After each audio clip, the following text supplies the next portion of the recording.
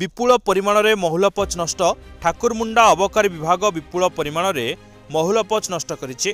30 तारिख सकाळ 8टारे ठाकुरमुंडा अबकारी थाना अधिकारिणी भारती नायकों नेतृत्व में अबकारी पुलिस ठाकुरमुंडा थाना तालपदा ग्राम पंचायत अंतर्गत सरासपसी जंगल नाଳରେ देशी महुली तैयारी करिया पई रखिथिबा महुलपच नष्ट करने सहित 60 लिटर मद जबत करिछि।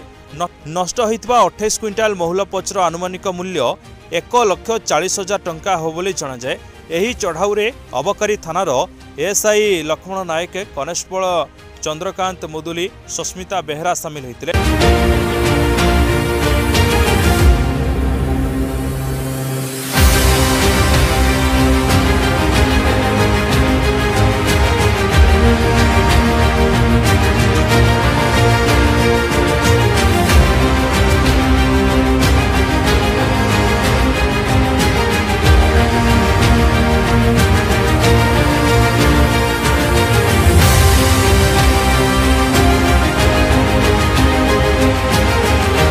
मयूरभंज जिला करंजियारू हरेकृष्ण त्रिपाठी रिपोर्ट, पवित्र न्यूज ओडिशा।